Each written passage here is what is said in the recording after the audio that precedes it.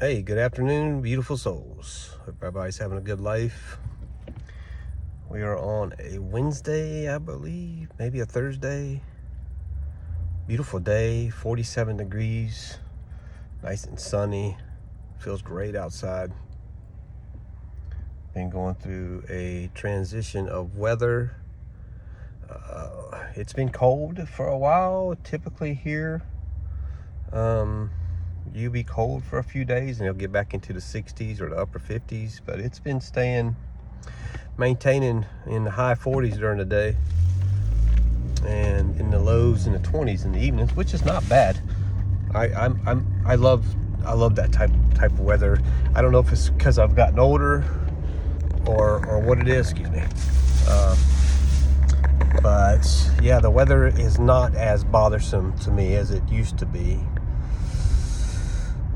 I'm sure, and people could probably think I'm crazy when I speak on this, but I'm sure a lot of it has to do with a lot of energy upgrades. When your energy increases or it's fixing itself, heat can rise through your body, through your system, and will ultimately warm you up. And it could make it feel a lot warmer outside than what it really is. And I've been going through I made a video on this a while back about going through a separation. So the process is over. I mean, the separation is already gone. She's went her way and I went my way. Obviously we have some contact. It's going to be unavoidable, obviously at this point, but it's still there.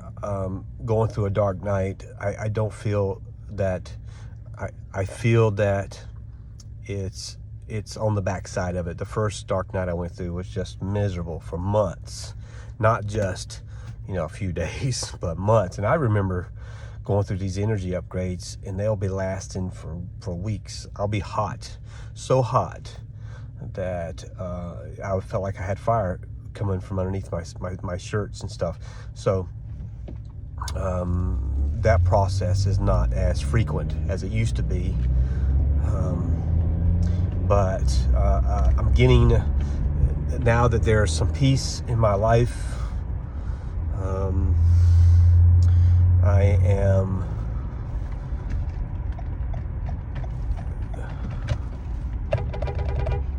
sorry, hold on. Now that there's some peace in my life, I've noticed an increase in my frequency.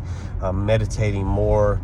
I'm getting more serious with it, with the connections that I've got with God and all that stuff. Definitely noticing a difference in myself. I do feel that the enemy is knocking pretty hard on my door. He's really trying hard to get to me, and I realize it now because I'm by myself and he knows he can't use anybody around me, so he's working extra hard to knock me off my path. I am aware of it 100%. He is very loud sometimes and obnoxious, if I said that correctly, annoying, and sometimes, as humans, we're not perfect. We don't realize that we've slipped into something unknowingly, but to realize it early, into it, that's what's important, is realizing that you are aware of it in the beginning stages of it, instead of it escalating to a sin, or not a sin necessarily, but ultimately, yes, a sin, but escalating it to the point where you're not conscious of it. You're doing it without any regrets or any conviction. You're not going back to it. You're realizing it, and you're not going back to that. You stop it, correct it, and even if you do it again, you're still aware of it. You're correcting it. You're becoming more and more aware of it, and you're stopping it a lot sooner than it would. You're human. You're going to make mistakes. You're going to fall short. All sin. We're human beings. We are definitely not perfect by any means. We are meant to be perfect, and we should strive to be perfect. That's the whole point of being aware of your sin or your downfall and stopping it. At a very early age. Just be not an age, but a very early time in that process. Be aware of it early. Not hours into it or days into it, minutes. Okay, this isn't healthy. God, talk to me. I saw a video, speaking about talking, I seen a video about somebody that said that if you're having a conversation with God and you're waiting for an answer, how do you know it's God's voice, and how do you know it's not you just thinking? And that's a good question. And I feel if you have not been through any work, any soul searching, any shadow work, any awakenings or whatever, it could most certainly be your voice. Whatever you feel would be right at that situation, and you can convince yourself that it's God's voice. If you're going through some type of awakening or born again of the Spirit, or giving it to God, letting Him take control of it and becoming more and more aware of it, more good at it, and perfecting it, I think you'll start to recognize, you will be able to start recognizing God's voice, right? You're starting to become aware of what your voice is, what it says, the devil's voice, the enemy's voice, and then God's voice. And you'll be able to recognize these. Once you can take control of the situation, your voice and the devil's voice, you'll start to hear God speak. It'll start to happen. It'll all start to make sense. But He is definitely knocking on the door, for sure. And I feel Him pushing hard. And just me saying I feel it is me becoming aware of it. So that is the key to healing. That's the key to recovery, is being aware. I always tell people you'll never recover as an addict if you don't admit that you're an addict or become aware that you're an addict. You'll never heal from that. Until you become aware of the situation or where you're at, you'll never heal from it. You'll never heal from it, ever. So you got to be aware of it. Be conscious of it. And this is where maturity, growing spiritually, becoming more sensitive, this is where all that falls into place. Growth, evolving more spiritually. Your DNA pattern is starting to change. You're starting to become more spirit than flesh, burying the ego. Your life will flash before your eyes, your ego death, and certain things will pop up in your mind. Flashbacks of certain things, dreams. Like me, it's dreams. Flashbacks of dreams that I've had years ago just pop in full detail, like I just had it. It's very wild. But anyway, evolving more. I'm listening more to the Bible, audiobook Bible. Every second I get, I'm listening to it, or I'm listening to some type of instrumental type music to where there's no words to distract.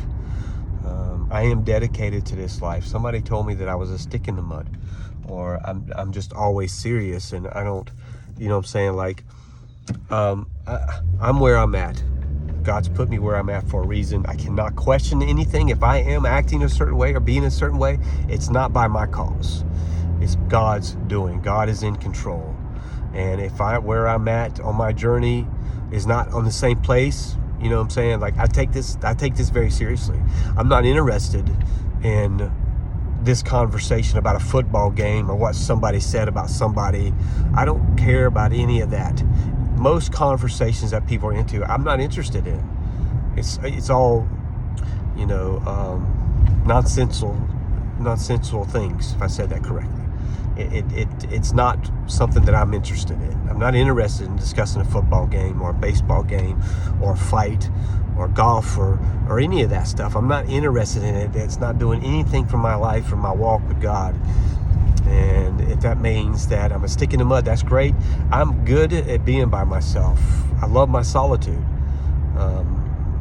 I hear God speak more when I'm in my own in my own frequency, in my own energy.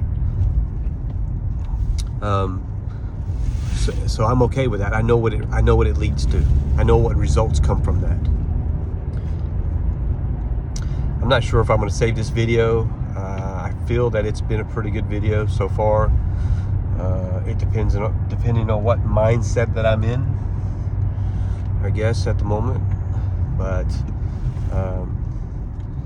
I'm trying to live my best life with the accordance to God. Whatever He says and whatever His will is, I have to do.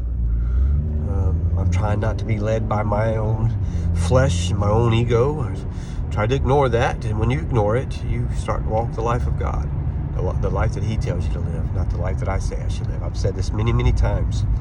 When you fully give it to God, you're not living the life that you say you should live or somebody else says you should live. You're living a life that God says that you should live. You're not living this life of the world. You're not trying to fit an image. You're not wearing jewelry. You're not speaking a certain way to impress somebody. You're not doing something to impress somebody. Only God. That's the only thing you're trying to do is impress God. Ultimately, He has the final word. So, that's the way it goes. That's the way life is in this. And just give it fully to Him. You know what I mean? Like people ask, how do you know? How do you know that you'll know? Because you're not operating your life by the world, right? You're not into meaningless conversations with people, about this person. If you're gossiping about somebody, then you're living the life of the world. If you're trying to make yourself look good and pretty, wearing glamorous clothes and glamorous jewelry and fancy hats and fancy shoes so you make yourself look better, that's living your life of the world. That's not living your life of God. God don't care about those things. It's all trivial, unnecessary things, and they're not helping you. They're not. It's about you're being vain. You're trying to impress somebody, and that's not what we're supposed to live the life that Jesus, right? As Jesus, as He was. And He wasn't about that. He didn't care what anybody thought about Him.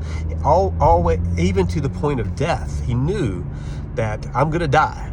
That the path I'm on now, after being through the wilderness for 40 days and 40 nights and His fasting and His being tempted by the devil, He knew after that, coming out of that, you know what I'm saying, and involving more spiritually, becoming more of His authentic self, He knew that path was going to kill Him. It was ultimately going to end His life. They were going to murder Him. He knew that already. He had mentioned that many times, hinted it around, and they didn't pick up on it. But anyway, this is not a popular walk that you're on. It's a lonely path, very lonely. Even if you have somebody in your life, it's still going to be lonely. They're not going to be on the same path. It's very rare that you're going to be with a person that's going to be on the same path as you. That's going to be on the same path as you. It's going to be so rare that's going to happen, and it's almost to the point. Now, some people, it's rare. Some people get into a relationship with that soulmate, that twin flame, however you want to look at it. It's very rare that two come together. To get together mentally and spiritually, it's very, very rare, and but it happens. That person is there. I know where that person is for me. That person is out there. It just wasn't meant to be at this point. And you're on a path by yourself. Not everybody's going to meet your standards, and it ain't your standards, it's God's standards. God's going to remove this person out of your life, just like He did with me. He removed that person from my life. He knew that it was not a good match from where I was at or where I'm evolving to. This person that I was with,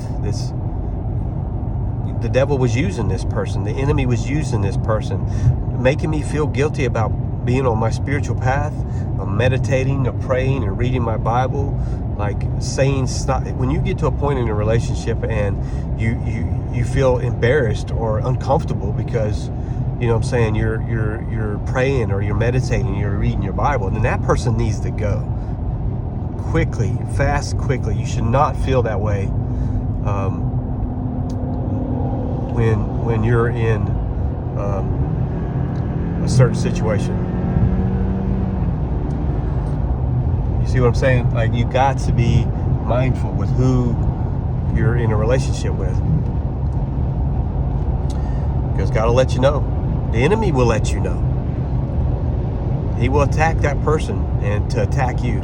It's always the person that's closest to you.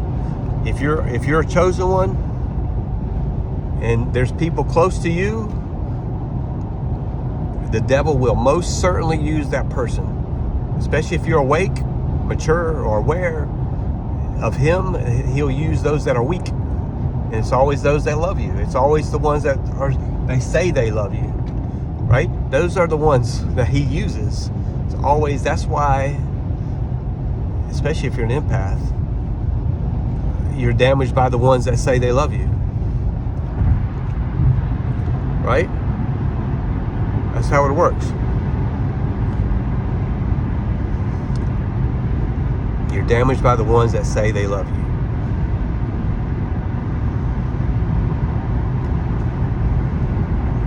And it's sad. They don't realize it. They don't realize it. That's when I say weak. They're weak. They don't realize that they're being manipulated. You get in a relationship with somebody, you love them. You're building a life with them. That's what the whole point of it is. Not to turn around and then divorce and split up. It's not the whole point of that. But I'm done with that life, separated. I'm living the life now God's telling me to live. No distractions, no interruptions. Just God and I. Still in the process. Still early stages of separation. I had made a video. I think the last video I made was talking about, I mentioned my wife. And I only said that as an example of how God comes first. And I could have been meaning that toward anybody. If you're in a relationship or married or something, whatever, God always comes first before everybody. Your wife, your children, everybody. God comes first. God is the reason why you are in the relationship that you're in. God is the reason why you have children. You know what I'm saying? Like, yes, God comes first before anybody and everybody. All right, guys, I love you. Get ready to be where I need to be. Hope you have a good life, and Godspeed.